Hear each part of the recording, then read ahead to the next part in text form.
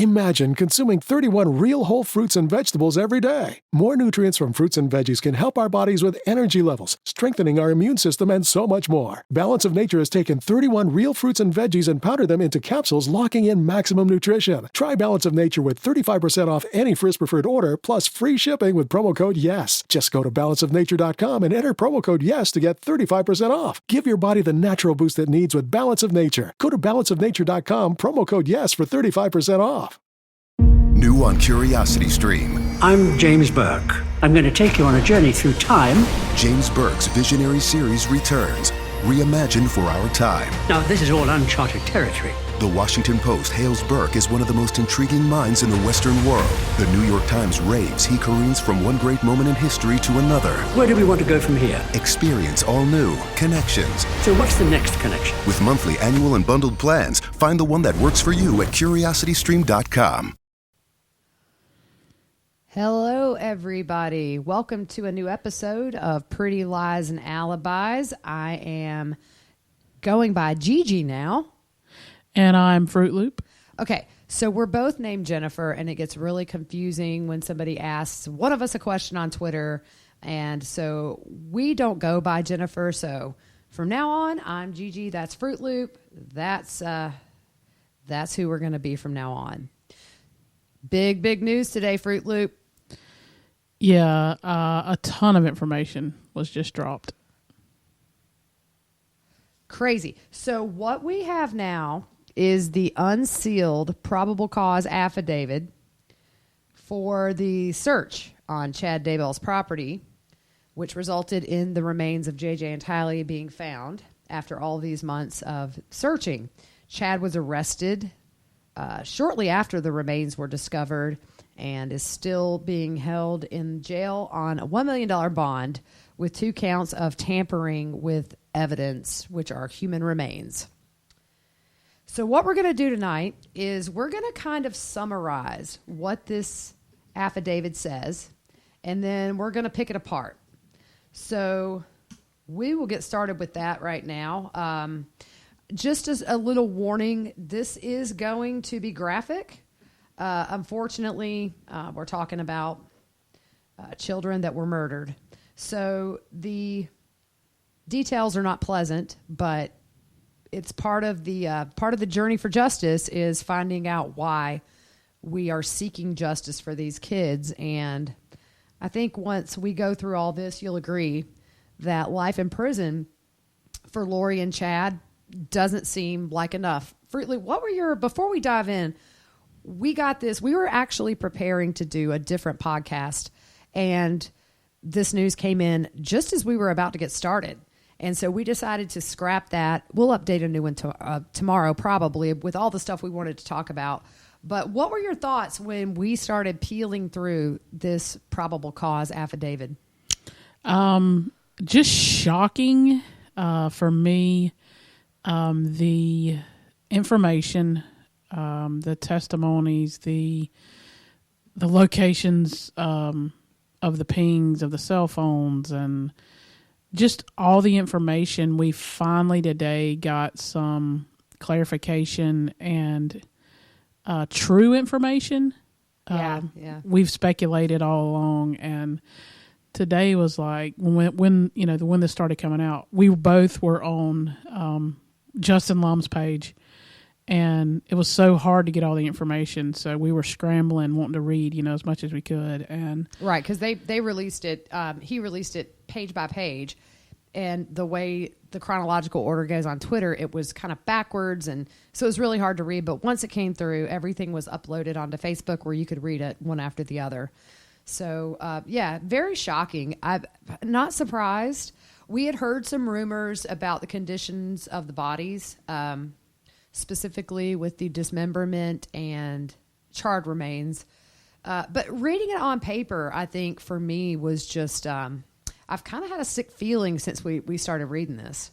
Yeah, it's hard to read. It's really, it's emotional. And again, we give, our thoughts and prayers are with the families, that Definitely. are, getting this information today and seeing, and I know it's hard, to have to relive this over and over again. Yeah. It's, yeah, I do feel for the families, obviously. And unfortunately, this is just the beginning of a very long and painful process for all of the people that are surviving, that are victims themselves of Lori and Chad. It's, you know, a murder. I've never obviously experienced it personally, but I can't imagine having to grieve publicly on a world scale, you know, world stage almost. There are people that follow the story from all over the world. So I just can't imagine. This has got to just be hard to see your loved one and what happened to them. We're starting to get some answers now. Yeah, exactly. And we wanted to talk a little bit about Facebook and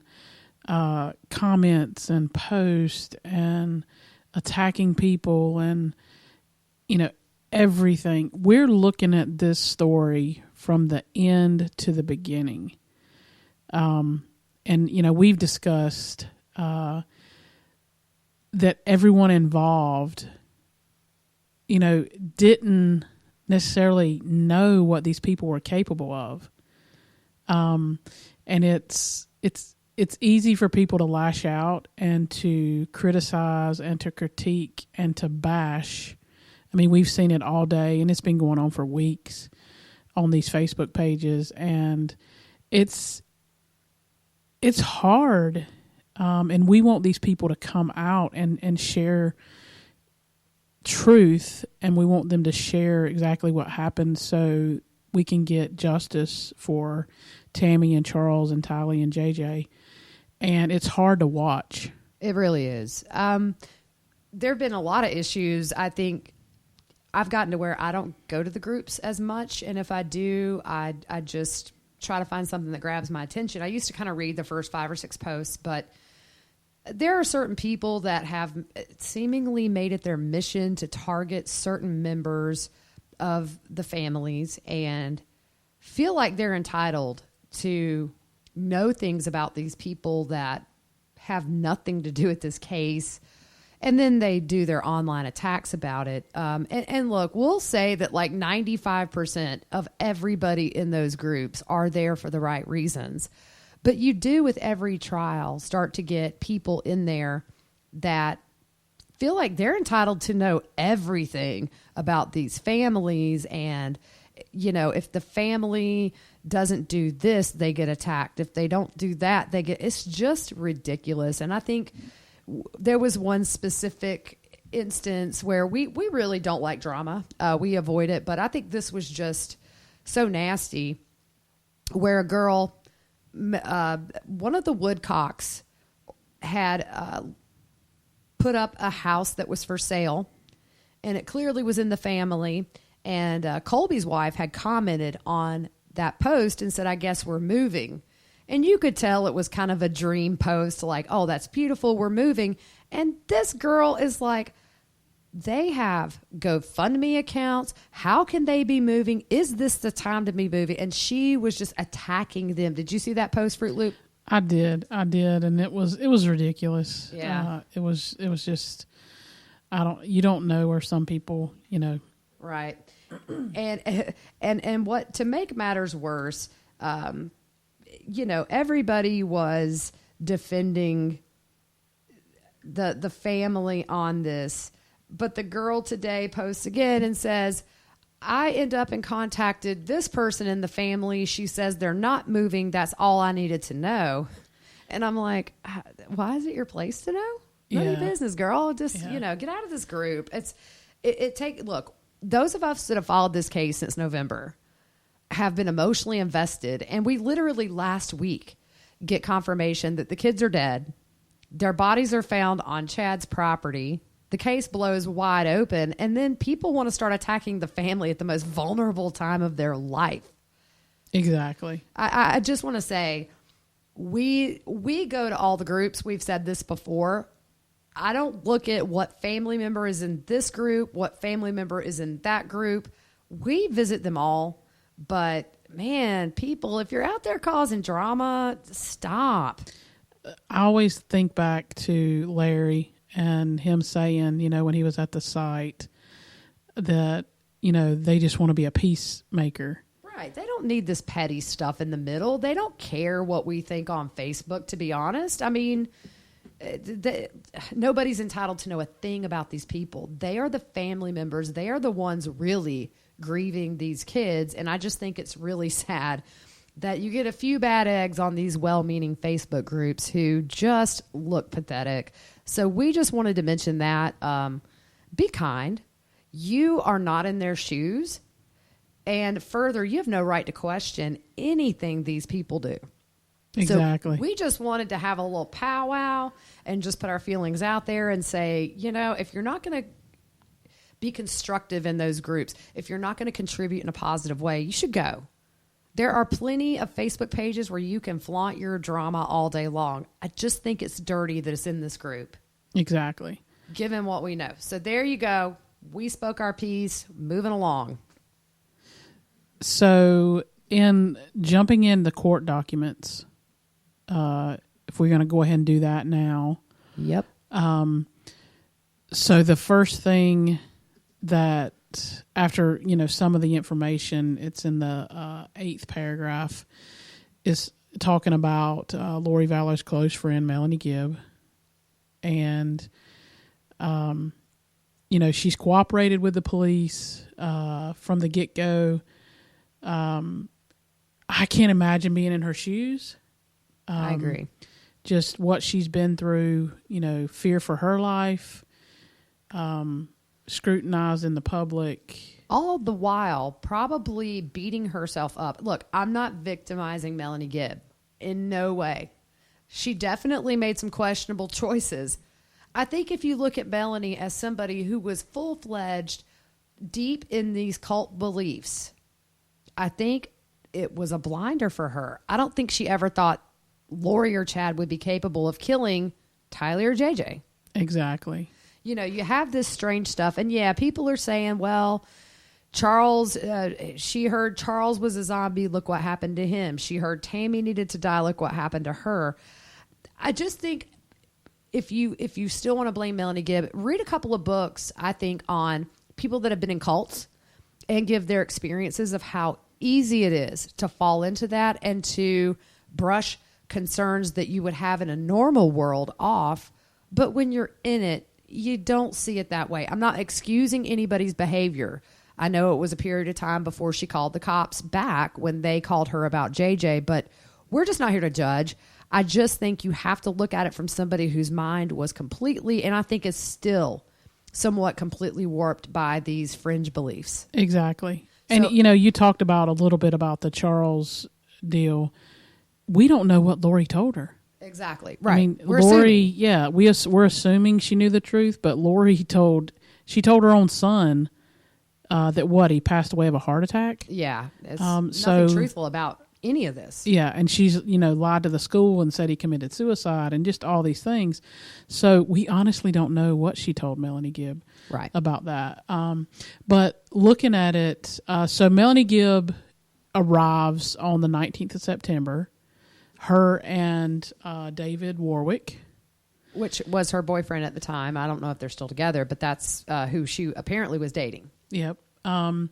So they're there through the morning of the 23rd of September. And this just, she arrives when she gets there. And we know by her testimony that, with her and Nate, that Lori tells her that JJ's become a zombie. All that zombie stuff, kind of explains what all that means. Right. So what it says is the term zombie, and this is taken from the affidavit itself. It refers to an individual whose mortal spirit has left their body, and their body is now the host of another spirit. The new spirit in a zombie is always considered a dark spirit. While the dark spirit inhabits the host body, the person's true spirit goes into limbo and is stuck there until the host body is physically killed. So, early on from this case, a lot of people just thought this was a situation where it was insurance money and her wanting to be free from her kids. I think that's part of it. But I've always said I felt like this cult and the beliefs would be at the center of the kid's disappearance. And I think we kind of found that out today. How did you feel about it, Fruit Loop? Did you feel like this could have been insurance money and just convenience related where she did not want to be a mom? I think it's a combination. When we looked at some of the other evidence of some testimonies and some wordings and some things we read, it was almost a power thing with Chad, taking control over. Did you miss your deadline to renew your Medicaid coverage? You can still send your completed annual review form to Healthy Connections Medicaid. You may be assigned to another health plan, but you can ask to come back to First Choice within 60 days of renewed Medicaid eligibility. It's your family. It's your choice. First Choice is the right choice. Renew and choose us. Visit selecthealthofsc.com/renew to learn more. Lori, and that power there of getting her to do things, and she is innocent. She is not innocent in any way. No, but we see that with him, that kind of power deal with all that. And on our next podcast, we had originally tonight wanted to talk about a article that was released today by Inside Edition, and Melanie Gibb makes an accusation that Chad had been inappropriate sexually with her. Force kissed her and plain clothes laid on top of her. We don't know if that's true or not. There's a lot of people who are already saying that Melanie Gibb sort of chases the clout or the attention. But the one thing that was interesting in that was somebody said that they noticed that Chad seemed to groom women. He seemed to sort of see how responsive, I guess, they were, I guess is one way to put it, to his beliefs. And what do you think maybe happened with Lori? Did he find the perfect one? Yeah, there's been, witnesses and testimonies that he always had like a following, all these, ladies kind of flocking to him. Right. And that's dangerous. Very. And there's a reason too, guys like that don't have a large male following, is because I'm a woman, but if they sort of have a little crush on Chad because he's an author of a bunch of books that you find interesting and you believe in, well, he's kind of like a mini celebrity. So, and men I don't think more men buy this bull crap than women. I think women are somewhat easier to charm, and they said he was extremely smooth. So I think when he met Lori, he found the person that was willing to let him call the shots, and somehow in there, that's how we got to where we are today. Sure. And I think, in talking about this whole dark spirit and zombie stuff, you see that Lori learned it from Chad and immediately told Melanie Gibb. So you don't know, we weren't there for the conversation. So, was there some questions on Lori's part about it? Was she sharing all this with Melanie? We don't know because we weren't there. Right. I know there was one time that Melanie, and I would have to go back and watch the interview. I believe it was obviously it was with Nate. She's going to be on Dateline Monday.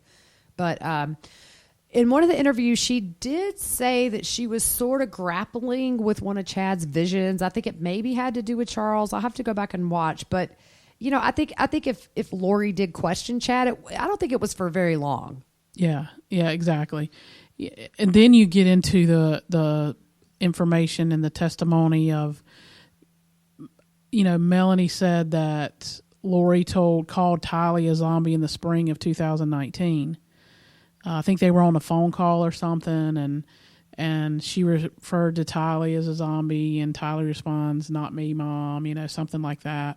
And that was in the spring of 2019. Yeah, and she had later told Melanie Gibb that Tylee had started becoming a zombie when she was 13. And I laughed, and I wasn't meaning to be rude, but that's puberty. And my kids definitely had a bit of a demeanor change at 13, 14, because that's what teenagers go through. Exactly. That's a natural progression of kids getting attitudes. And, I'm not saying my kids don't really have attitudes, but you're hormonal. You're trying to figure out who you are.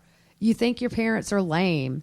Yeah. So it's what she took was normal teenage behavior and is justifying essentially the killing. Exactly. Saying, oh, when she was 13, she became a zombie. I just wanted to point out that, she told her that at 12 or 13. So this is 3 years later. So Melanie Gibb may not have, she told her that, you know what I mean? So it wasn't something new. So she had said that earlier, and it's been 3 years. So it kind of gives, Melanie Gibb a little bit, of, okay, she's not really taking this seriously. She's not going to harm her kids. Right. Look, I've had friends who say, I'm going to kill my kid when I get home. If they would have said, I'm going to take my kid, put him in a car and drive him off a cliff, I might have said, are you okay? Exactly. But look, just because you say that, it doesn't. I remember an example given to me, which is you have a woman that's dead in her house, and the husband had told somebody earlier, if she don't cook those beans right later tonight, I'm going to kill her. And in a joking way, but if the wife ends up dead, doesn't mean he killed her. You see what I'm saying? Just because somebody jokes about it, it doesn't mean that they're serious. And I don't think that Melanie would have kept that to herself if she truly thought that Tylee and JJ were in physical danger. I just don't think that would happen. But again, we're looking at it from the end, and she's right in the middle of it, towards the beginning. So right, she didn't know any of that. And I think the important thing to remember too is right now what we did get today is huge in the way of evidence, because we feel like we haven't had really much to go on in months. But what we got today is a big piece of the puzzle, but I also think there's so much more to come that we don't know about that's going to fill in these gaps when we're able to see that stuff. Yes. Sometimes it seems confusing. We don't know the depth of how much Melanie Gibb has cooperated with law enforcement. It'll be interesting to see when this all comes out. But back to the affidavit. It says here that Lori had learned this zombie idea and spirits being in limbo from Chad Daybell. And she apparently immediately told Melanie Gibb after Chad had told her this about the zombies. And it says here that Gibb was present with Lori when Chad Daybell first taught her this information over the phone in early 2019 in reference to Charles Vallow. So you see, they met, we think, in November, December of 2018. It took, less than 2 months for him to start telling her that Charles is a zombie and needed to die. Yeah, and, that's the other evidence we got yesterday was the body cam footage from the police department. And that was... oh, man. That was just a punch to the gut that he's again pleading for help. He's pleading for help for Lori. He's worried about his kids. He gets choked up talking about JJ, and he is so concerned, and so he's trying so hard. Yeah. And then we look 6 months later and falls on deaf ears. Yeah. And the one thing that he said that really stood out to me was when he said, I don't think we can get past this, but I want her to be okay. I don't know if that's the exact quote. But in other words, he was acknowledging the marriage was over, but he still was worried about Lori. Exactly. He was still wearing his wedding band in that video, I noticed too. Yeah.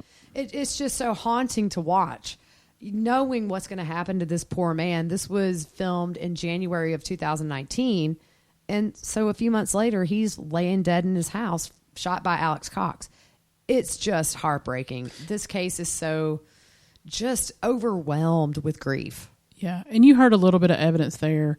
I think Charles one time mentioned he had, Lori's phone, and he took her keys because he was hoping that she, couldn't go anywhere. But she had a set of backup keys. Yeah. So everybody was questioning, why did he take the purse? He took the purse. And I think that comes out in that video. As to why he did. He was trying to get her help. Yes. And these officers, one thing Fruit Loop mentioned, what did you see at the end of that Fruit Loop when Charles had walked away? We live in this time where I support law enforcement 100%. There's some good guys and some bad guys, and we've talked about kind of how they dropped the ball with this whole case and everything. I was a little bit shocked at when Charles walks away. He shakes hands with everybody there, and Makes eye contact. He makes eye contact. He shakes hands with everybody there, and then the officer, he kind of smirks a little bit, and it was almost like I don't really believe, it's kind of silly what he's doing, whatever. So that was hard to take right there. Yeah, it's almost like that officer sort of was judging Charles based on the things he was saying, although we all know that Charles was exactly right. Yeah. It does sound way out in left field when you're talking about she's one of the 144,000 and I'm Ned Schneider, and it's all wackadoodle stuff, but unfortunately that's what she believed, and that's why he's dead, and that's why JJ is dead. That's Yeah. why Tylee is dead. That's why Tammy Daybell's dead. They believe this stuff. So going on in the affidavit, it says that Melanie Gibb had further told that they believed they were part of the Church of the Firstborn, and their mission in that church was to lead the 144,000, which is mentioned in the book of Revelation, into, I guess, an apocalypse. And they also said their mission was to rid the world of zombies. Yeah. Religious stuff like this is where you get into deep trouble with interpretations and what people think, and it's very dangerous. It's a dangerous place to be when we start interpreting what we think, the Bible says, or this says, or that says, or whatever. When we start interpreting that, that's where you get into trouble. I think you also get in a lot of trouble when you start adding to it. Yes. It's actually in the Bible. You're not supposed to add to it. So. Right. So, yeah, I mean, none of this is normal. It just is mind-blowing. So we were talking a little bit about the timeline with Tylee. We know the last time she was seen alive was in Yellowstone. And we had talked earlier about how we thought there would be a massive search in Yellowstone, but clearly that's not going to be the case. Yeah, we've discussed it, and we cannot figure out Yellowstone. Yeah, I don't know. Was it a thing where they kind of just got the kids out of the house? We don't know where Tylee was killed. So I guess there's a possibility maybe they did something to her in Yellowstone. I think it's less probable at this point. I don't think you would want to drive back with a body in your car. Yeah, I mean, you have JJ in a car with you. So. What's the point of going to Yellowstone? Who knows? But we know that they were seen going in the entrance. Yellowstone has documentation of them. We find out also that they established their location by tracking the GPS, the cell tower connections, and the Google account information on Alex's phone. Yeah, this is so precise. Yeah. We watch all kind of CSIs and NCIS and all this stuff, but this is so precise. Yes. I didn't know they could tell that you were eating at Buckaroo's Barbecue in West Yellowstone, Montana. Which they did after they left Yellowstone. Exactly. I was shocked at the precise location. I'm thinking cell phone towers, but I didn't know it could pinpoint that close. Yeah, it's a whole thing. It can actually place the device within a 6 meter radius. Yeah, I mean I guess it's we should know it, because if we pull up Google Earth or Google Maps or whatever, it'll pinpoint our location. Telling you exactly where you are. So it makes sense, but I don't know. I was shocked that they could get that precise. Yeah, so we know they went into Yellowstone. They were seen exiting through the west entrance of Yellowstone at 6:40 p.m. Yep. From there, they tracked them to Buckaroo's Barbecue in West Yellowstone, Montana, from 6:45 until 7:02. Yep. And then, at least Alex, they only name Alex here, returns to Rexburg at 8:37.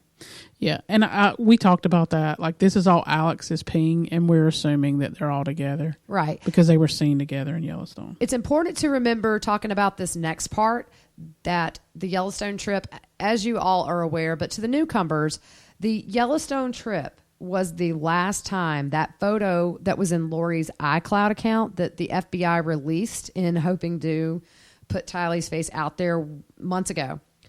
That was the last time she was seen alive, and she is presumed dead on or around this day. Exactly. So we just wanted to make sure you guys know, because we're going to get into some times here, and it gets confusing, but it makes sense in the end, so bear with us. Fruit Loop, why don't you go ahead on paragraph 15? Okay. So it's breaking down the trip from Yellowstone. Did you miss your deadline to renew your Medicaid coverage? You can still send your completed annual review form to Healthy Connections Medicaid. You may be assigned to another health plan, but you can ask to come back to First Choice within 60 days of renewed Medicaid eligibility. It's your family. It's your choice. First Choice is the right choice. Renew and choose us. Visit selecthealthofsc.com/renew to learn more. With Lucky Land Slots, you can get lucky just about anywhere. Dearly beloved, we are gathered here today to... Has anyone seen the bride and groom? Sorry, we're here. We were getting lucky in the limo and we lost track of time. No, Lucky Land Casino, with cash prizes that add up quicker than a guest registry. In that case, I pronounce you lucky. Play for free at LuckyLandSlots.com. Daily bonuses are waiting. No purchase necessary. Void where prohibited by law. 18+. Terms and conditions apply. See website for details. So we'll leave off with Alex Cox returns to Rexburg at 8:37 p.m. He is in Lori's apartment until 9:35 p.m. So about an hour he's in Lori's apartment. He leaves and goes to a gas station. It's called Mavericks. So he's there for about 10 minutes from 9:43 to 9:53. He's back at Lori's from 10:44 to 11:15. And then at 11:44, he's at his residence. Here's where it gets interesting. Yeah. So now we are at midnight. If you want to go ahead and say this is the 9th, which is a Monday, September 9th, the day after Tylee was last seen in Yellowstone, from midnight until 12:44 a.m., his phone was in his apartment. But what happened after that, Fruit Loop? So at 2:42 a.m. to 3:37 a.m., he's in Lori's apartment. And this is interesting because the only time in September that he appears to go over to Lori's between midnight and 6 a.m. is that day. Which would be, if you think about it, they get home at 8:37 p.m. He goes to Lori's apartment. Yep. He's at his apartment for, 45 minutes, and then he goes back to Lori's apartment and spends, from 2:42 a.m. to 3:37 a.m. Nearly an hour. Yeah. That's very interesting. Right. And then from 3:37 until 4:37. Yep. He is back at his apartment until about 9 a.m. And then here's where, we get some more information. So at 9:21 a.m., he's at Chad Daybell's. And the location that it places him at is near the east end of the Red Barn. Which is where we know they found JJ's body. Actually. Or Tylee's. Yes. Yeah. Okay. Yep. So for the times at Chad Daybell's house, this is the day after Tylee is last seen. So at 9:21 a.m., the GPS shows he is kind of near that fire pit. Yep. They have him down to the exact spot pretty much that they found the remains. I'm going to tell you guys, I don't care what your plans are in life or how mad you are at somebody. If you kill somebody, you are going to get caught. Don't hurt people. Exactly. For your selfish reasons, because you're not going to get away with it. And there's a million reasons you should not kill people other than the fact that you're not, you think you might get away with it. Yeah, these are kids. Thank goodness for technology. Because I think if we did not have all these cell phone pings and stuff, if this were 20 years ago, 30 years ago, they would not have a case. Exactly. I don't think they would have a case at all. So we get back, and at 10:39, he's still at the Daybells. At 10:47, the ping is pinging St. Anthony's, which is about a 5-minute drive from Chad's, but they're saying he still could have been at the Daybells, and it pinged the other tower. And then from 10:57 to 11:39, he's still on the Daybell property.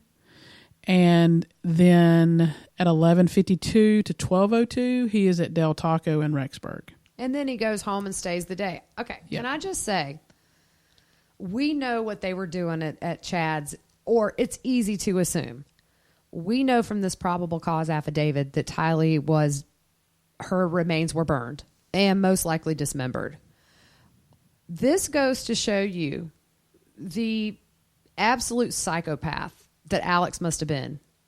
He probably dismembers Tylee, helps bury her, and then goes to Del Taco. Yeah, that makes no sense. It's just sick. I knew, and I've told Fruit Loop from covering trials for a few years, when you think you can be shocked, think again. Things are going to come out in any case where you think you've got a good theory and that's how it had to be, or you think you know how sick a person is, and then these little details come out. And you realize that he left Chad Daybell's residence at 11:39, and 13 minutes later, he's ordering Del Taco. Yeah. I'll tell you what I can't wait to see is the other cell phone records. Oh, man. It's going to blow this case wide open. Yeah. Because now we get into where they have searched and analyzed multiple cellular devices pursuant to several warrants. And we see Tammy Daybell and Chad's conversation on that same day. And it starts with Chad's message, and I'm sorry, but this text is text by a writer. He starts off at 11:53 that morning, so we know Alex left. He was at Del Taco at 11:52. So at 11:53, Chad texts Tammy and says, "Well, I've had an interesting morning. I felt I should burn all of the limb debris by the fire pit before it got too soaked by the coming storms. While I did so, I spotted a big raccoon along the fence. I hurried and got my gun, and he was still walking along. I got close enough that one shot did the trick. He is now in our pet cemetery. Fun times." So it goes further. Excuse me. Chad again to Tammy 3 minutes later at 11:56. Gonna shower now and then go right for a while at BYU. Love you. So we have evidence that they're possibly and allegedly burying remains on their property, and he's texting his wife this blown out story. Does that seem like a text to you? Like it's... Well, I mean, clearly it's a text. It makes no sense. But I think what's interesting here is this is the day that Tammy Daybell was returning from seeing her parents in Utah. Actually, that was October. Oh, sorry. My bad. Yeah, we've digested all this information. Sorry, I got dates and times, and it's just, I stink at math. So you just start throwing, and I just got numbers coming across my brain. Yeah. But interesting is that Chad had texted this to Tammy at 11:56 a.m. Tammy didn't respond back until 2:47. So he says he's going to shower, go right for a while at BYU. Love you. 2:47. Yeah. Tammy says, good for you. And then Tammy, what does he say? Or Chad to Tammy? At 2:48, I'm back home now. So now that we've got the text out there, okay, let's theorize about this, Fruit Loop. He feels he should burn all of the limb debris by the fire pit before it got too soaked by the coming storms. So I guess what we're finding out here is maybe Chad and Alex. And we don't know if Lori was there. We don't know. But so I'm assuming here they're saying that possibly they did have a fire the morning they what we presume is buried Tylee. Yeah. I mean, that's what it looks like. Yeah. And then, Fruit Loop, the one thing I found really interesting was I spotted a big raccoon along the fence. I hurried and got my gun, and he was still walking along. I got close enough that one shot did the trick. I'm wondering if this was sort of an alibi for what could have been a gunshot heard by neighbors.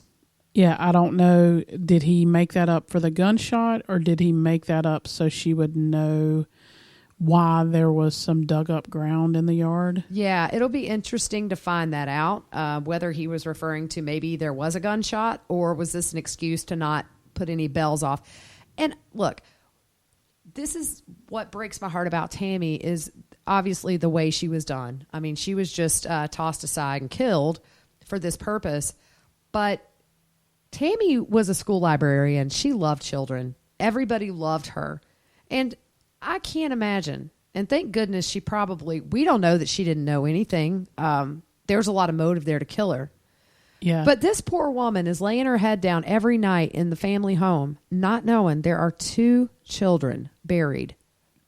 It's just right in their backyard. Yeah, it's just sick. And he's a grandfather. He's a grandfather. He's a father. Yeah.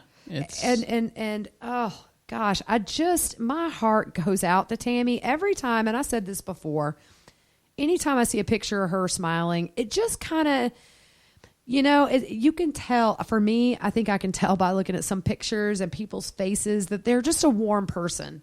They have that glow. And Tammy had that glow. It breaks my heart that her life ended the way it did. Yeah. With all of this surrounding her death, these kids. I don't know if Tammy knew any of it, and it's just so heartbreaking. Yeah, it's just sad, and it's sad for all the families involved.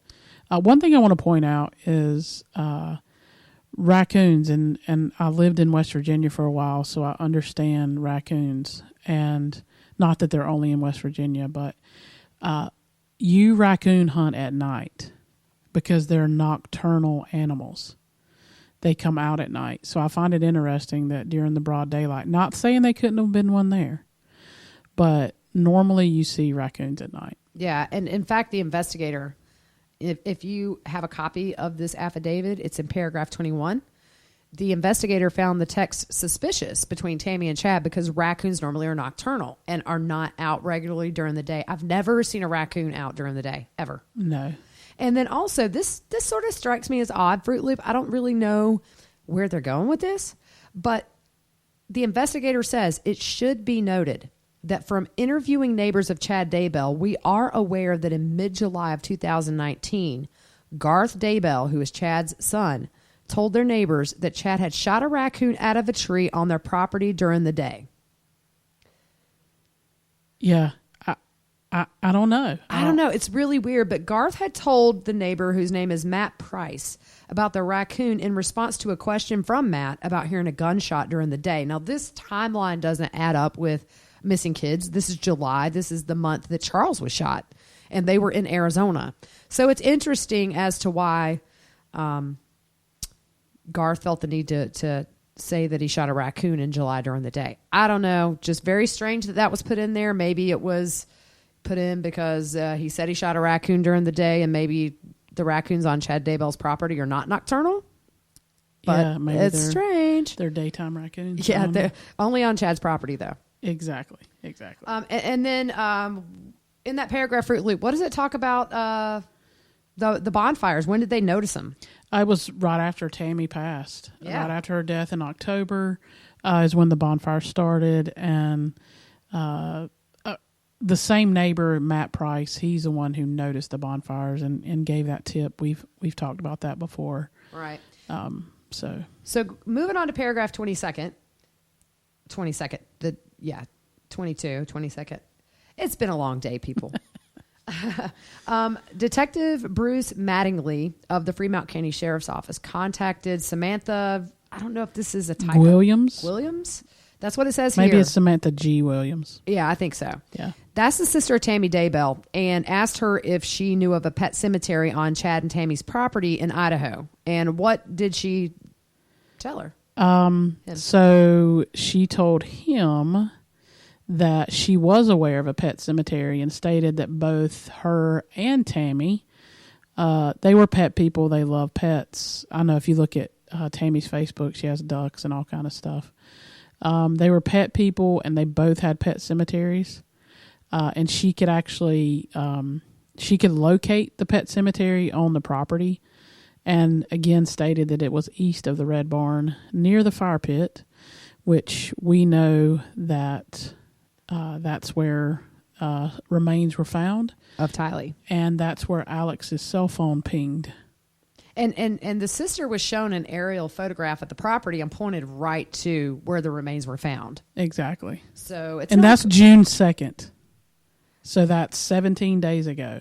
Right. So you see how quickly now, or you see that up until really, because we know that the affidavit was issued for that 4 days before they actually went to the property. So that would have been, let's see, the kids were found.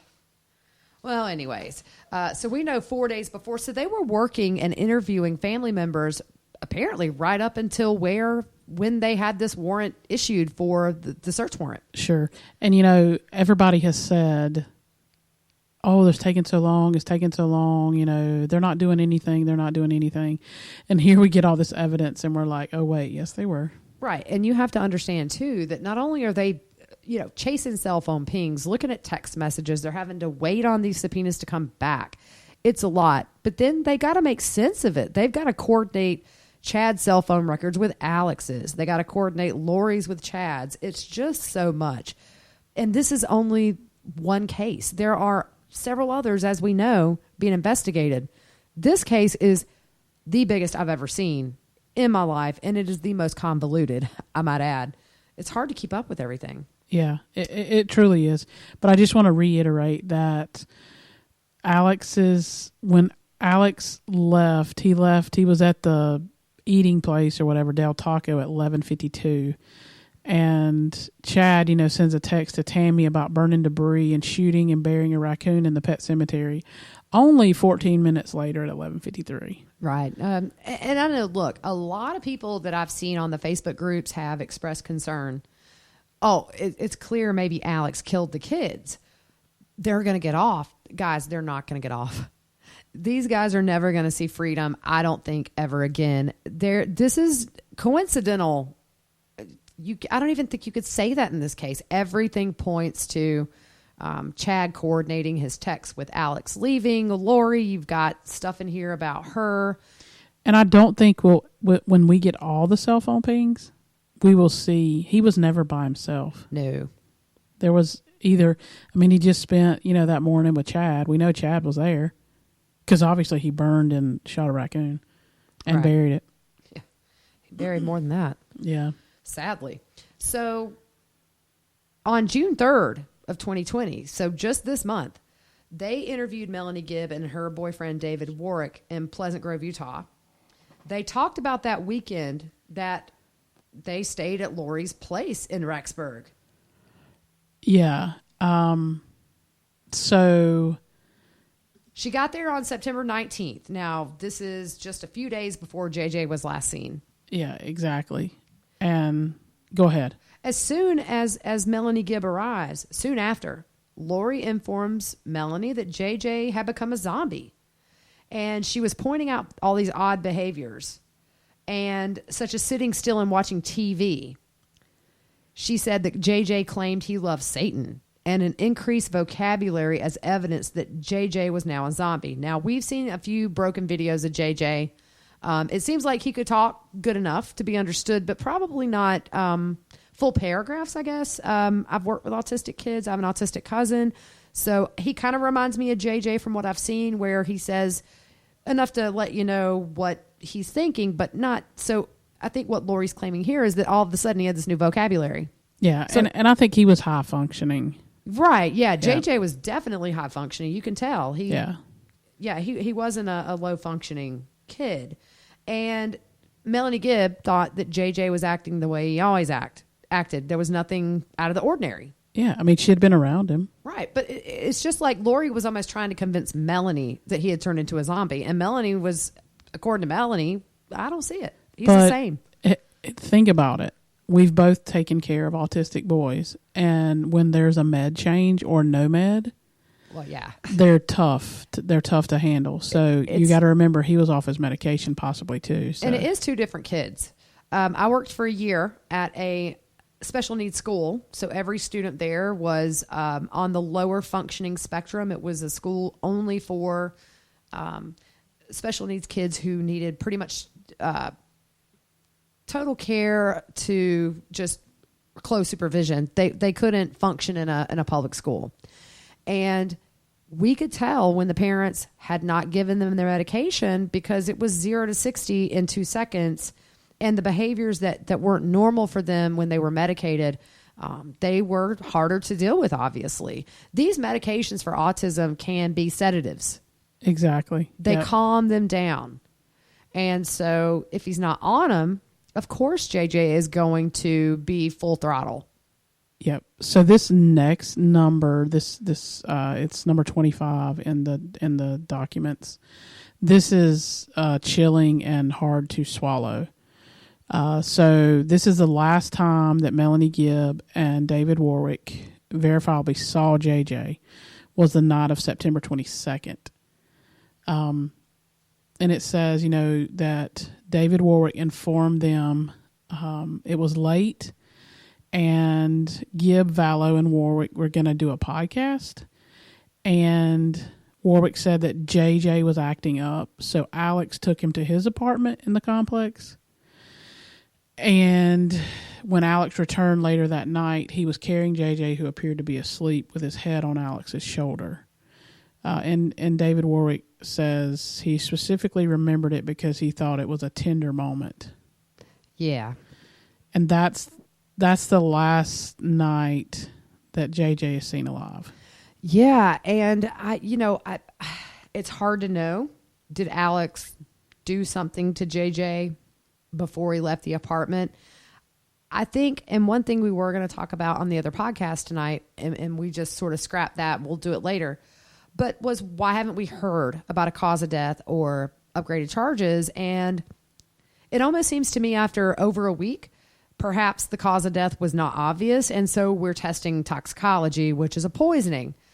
And I would be lying if I said when I read this earlier, my thoughts did not go to a place where maybe Alex took him to his apartment and gave him something that knocked him out.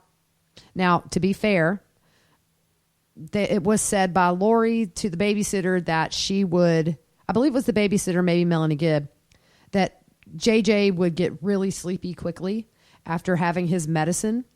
So she was able to give it to him and kind of, do her own thing because he would fall right asleep. Whether or not he got his normal medicine, I doubt it because he had been off of it. And it was some time that it had been filled even. I think, was it January of that year? Was the last time that medication was filled? I believe. I'll have to look it up.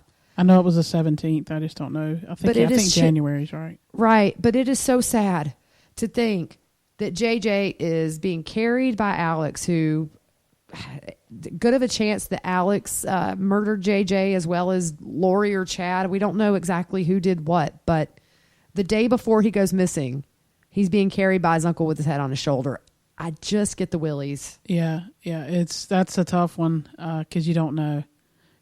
So what does it mention in the next part about the next morning? So when David Warwick woke up the next morning, which was September the 23rd, he asked Lori where was JJ. And this was between, I think, 8 or 9 in the morning.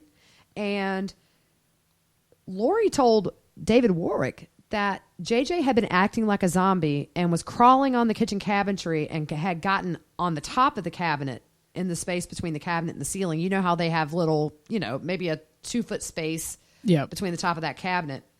And she told Warwick and Melanie Gibb that when he climbed up on that cabinetry, he knocked a picture of Jesus off the refrigerator.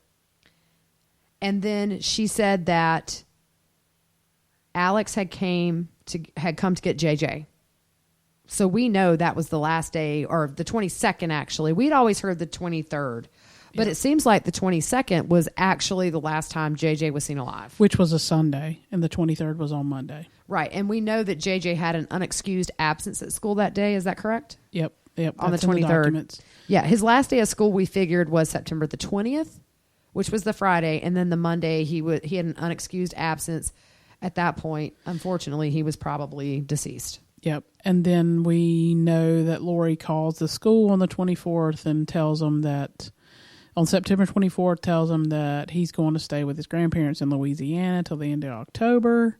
Maybe longer. Or longer. And we know that didn't happen. And I find it odd that she called on October 29th and withdrew him and said, so over a month later, she calls right before she's getting ready to go to Hawaii and withdraws JJ from school and says she's going to homeschool him. It's just too much.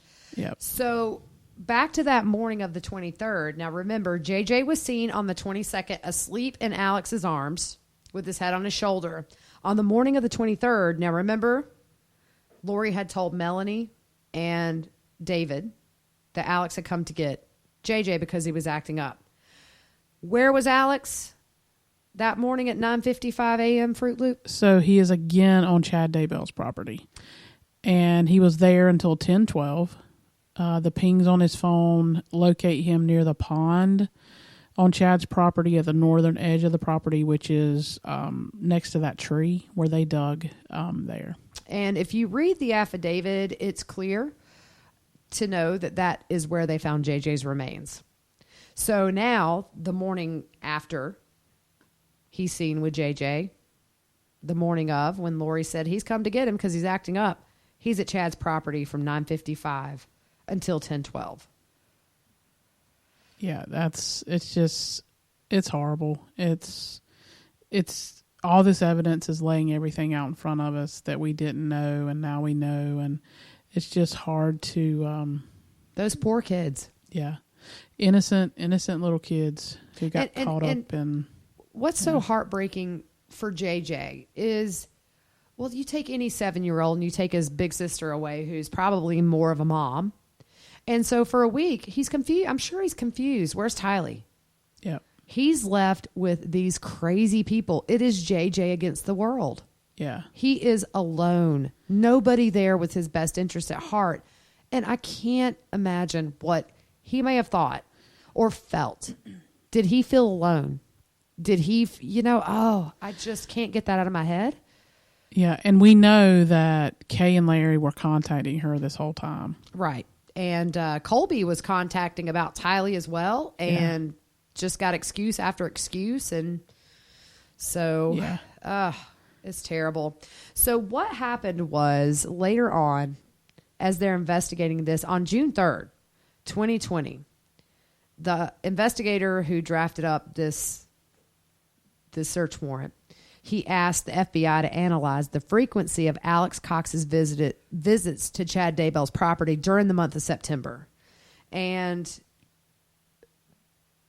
Fruit Loop, do you want to tell what they found? Yeah. So there were 4 visits by Alex during the month of September, and they were on September 6th, September 9th, September 23rd, and September 25th.